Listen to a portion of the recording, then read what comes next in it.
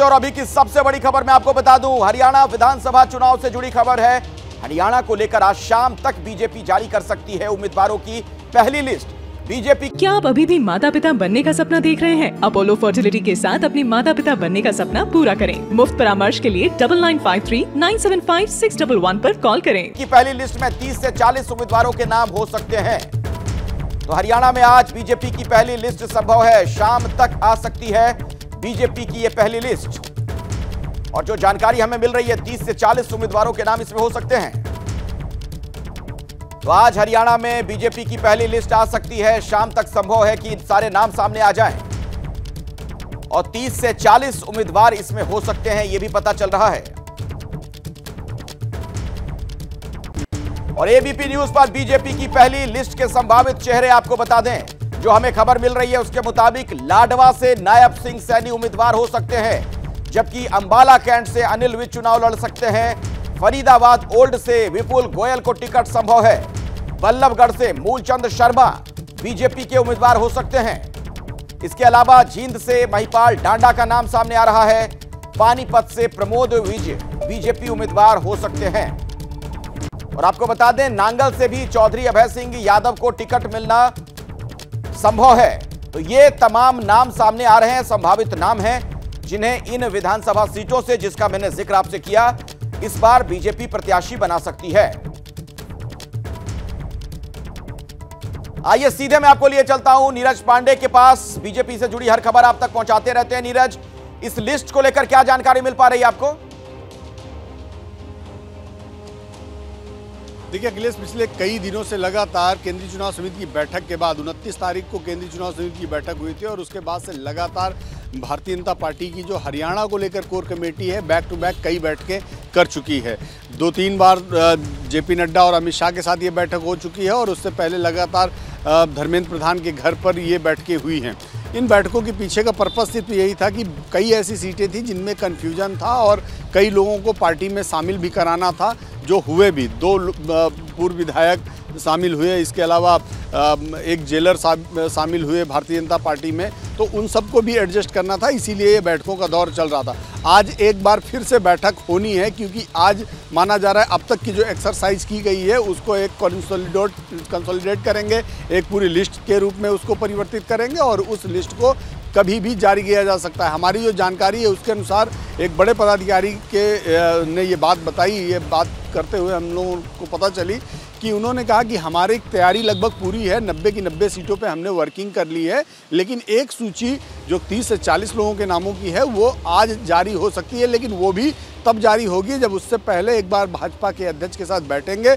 बैठक के दौरान वो सारी एक्सरसाइज की बात रखी जाएगी और उसके बाद फाइनल होगा कि हाँ ये लिस्ट जारी होनी है। तो आज संभावित है कि पहली सूची हरियाणा को लेकर आ सकती है, लेकिन ये एक संभावना है क्योंकि अभी भी भारतीय जनता पार्टी के दिमाग में ये बात है कि कांग्रेस की तरफ से क्या स्ट्रेटजी रहती है, क्योंकि अभी एक दिन पहले ही कांग्रेस ने स्ट्रेटजी अपनी बदली है और आम आदमी पार्टी, सीपीआईएम और समाजवादी पार्टी के साथ एक नया गठबंधन वहां बनाने की कोशिश की है। नीरज, ये बात बताइए, दरअसल बीजेपी के लिए जो कहा जाता है ना कि कई बार जो नाम चर्चा में रहते हैं उनके टिकट कट जाते हैं, तो ये संभावित जो चेहरे हैं इसको लेकर और क्या आपको पता चल पा रहा है? मैं आऊंगा आपके पास, इस पर आगे आपसे जानकारी लेंगे, लेकिन अपने दर्शकों को बता दें कि हरियाणा में बीजेपी नेताओं की डिमांड का मामला सुलझता हुआ दिख रहा है। बड़ी खबर यह है कि हरियाणा के कैबिनेट मंत्री रणजीत सिंह चौटाला ने कांग्रेस में जाने की अटकलों पर विराम लगा दिया है।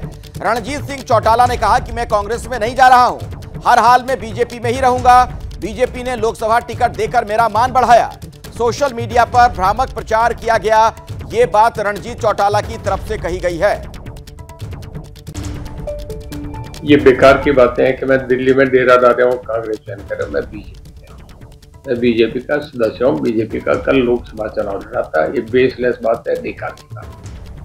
और मैं उन साथियों से कहूँगा जिन्होंने भी ये चलाया है, गैर जिम्मेदाराना बात कभी नहीं करनी चाहिए। तो रंजीत चौटाला को आपने सुना, उनका यह कहना बीजेपी में ही वो रहेंगे। बीजेपी के नेता और हरियाणा के पूर्व मंत्री राव नरबीर सिंह भी मान गए हैं। यह भी बता दें आपको, जो बड़ी जानकारी है कि अमित शाह से मुलाकात के बाद राव नरबीर सिंह के तेवर नरम पड़ गए हैं। राव नरबीर सिंह ने कांग्रेस से टिकट लेने की धमकी दी थी। पार्टी ने बयानबाजी न करने की हिदायत उन्हें दी है। तो अमित शाह के साथ उनकी मुलाकात हुई, उसके बाद उनके तेवर नरम पड़ गए हैं। नरवीर सिंह ने कांग्रेस में जाने की धमकी दी थी, लेकिन उसके बाद गृह मंत्री से उनकी मुलाकात हुई है। ये देखिए तस्वीरें भी उसकी सामने आ गई हैं। इस मुलाकात के बाद ऐसा लगता है कि उन्हें मना लिया गया है। पार्टी ने हालांकि उन्हें हिदायत दी है कि आप बयानबाजी ना करें।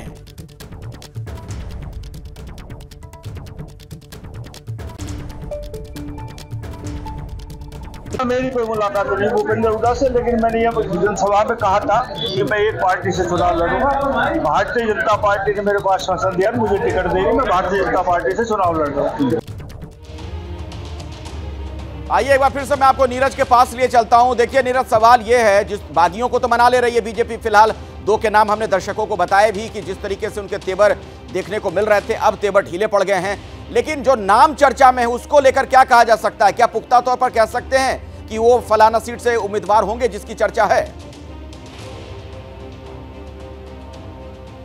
देखिए अखिलेश, बहुत सारी जानकारियां आ जाती हैं जब आप चर्चाएं करते हैं, कई नेता रहते हैं, उसमें शॉर्ट लिस्ट होकर नामों को रखा जाता है। तो जो नाम हम बता रहे हैं उन नामों की लगभग शॉर्ट लिस्ट होने के बाद वो सिंगल नाम के पैनल पर गए हैं, सिंगल नाम ही उस सीट पर बचे हैं डिस्कशंस के बाद। तो ये वो नाम है जिनको सीटें मिल सकती हैं। दूसरी बात आपने जो कही कि बागियों को मना लिया, पिछले अगर आप 10 दिन के दौरान देखें तो कई बड़े नेता उन्होंने अपने बगावत वाले तेवर दिखाए, लेकिन इन 10 दिनों में जैसे ही वो भाजपा हाईकमांड के साथ मुलाकात होती है और बैठते हैं, बातचीत होती है, और उसके बाद सबके सुर बदल जाते हैं, चाहे रणजीत चौटाला हो, चाहे राव रणवीर सिंह हो।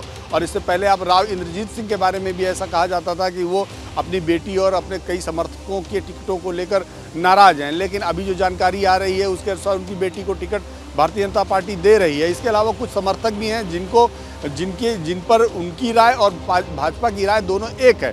तो ऐसे में जो कह सकते हैं बगावत वाले नेता हैं या बागी होने वाले नेता हैं, उन सबको भारतीय जनता पार्टी धीरे धीरे मनाकर डैमेज कंट्रोल कर रही है, क्योंकि भाजपा को भी ये बात मालूम है यदि चुनाव से ठीक पहले पार्टी के अंदर किसी भी तरह की भगदड़ मस्ती है या कोई नेता इधर से उधर जाने की कोशिश करता है तो उसका जो प्रभाव है वो पार्टी की रणनीति पर पड़ेगा, पार्टी के चुनावी कार्यक्रम में पड़ेगा। इसलिए भाजपा नहीं चाहती कि चुनाव से ठीक पहले इस तरह का कोई मैसेज जाए कि भाजपा अंदर से कमजोर है। वैसे भी भारतीय जनता पार्टी एक ऐसी पार्टी है जो अंतिम क्षण तक चुनाव लड़ती है और उसकी कोशिश होती है कि हार को भी जीत में कन्वर्ट किया जाए। अंतिम क्षण तक चुनाव लड़ती है और हमेशा चुनावी मोड में रहती भी है। बहुत बहुत शुक्रिया नीरज इस जानकारी के लिए आपका।